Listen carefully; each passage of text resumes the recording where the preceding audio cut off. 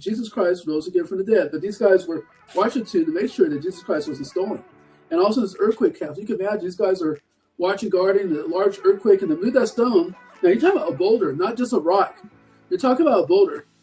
We have mausoleums in cemeteries. I went to a cemetery where they have mausoleums, and they're sealed too. They're locked and sealed. They're sealed. They're closed in and sealed. That they tighten really tight. And even like a coffin, my grandmother was put in a steel coffin to make sure that the guys weren't going to come and take her out and replace her body or take parts, because that happened before at that cemetery.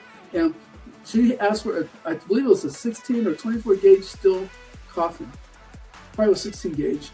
That's thick steel, and it comes with locking doors, where you would have to really have some effort to pull that out. You can do it. You have to have a special tool to open that coffin. And that type of steel is hard to break through. So it was secure.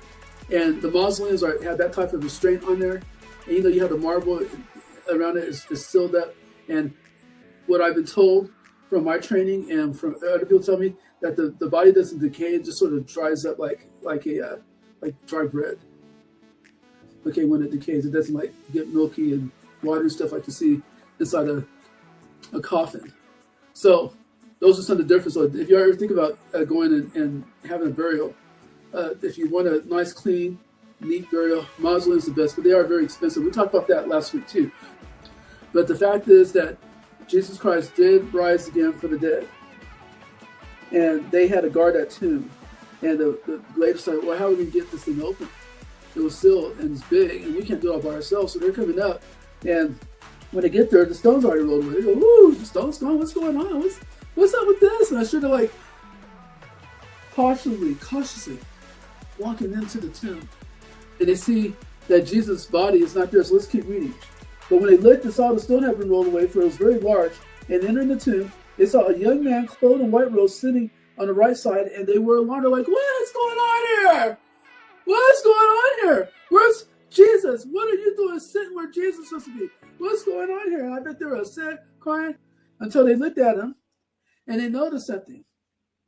That young man was an angel.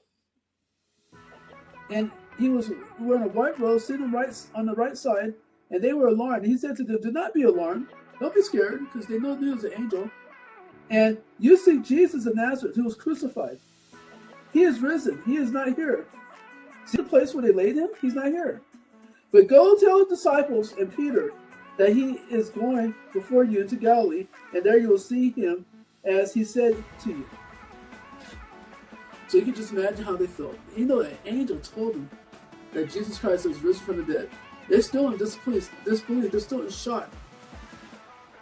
They're like, what's going on? Why is Jesus not? So these ladies are shocked, they're in disbelief, they're in grief, and they get a chance to finish preparing that body like they wanted, because they brought special perfume and preparations, because they did that. Nicodemus and Joseph and Mary, they did a rush job, so they want to make sure it was done right.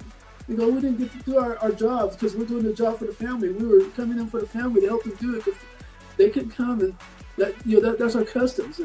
And now Jesus is not here, and what's going on? And I bet you some were feeling faint and dizzy as you're walking out of that tomb. How would you feel if one of your friends was gone, or a family member was gone, and they weren't where they're supposed to be in the tomb? How would you feel?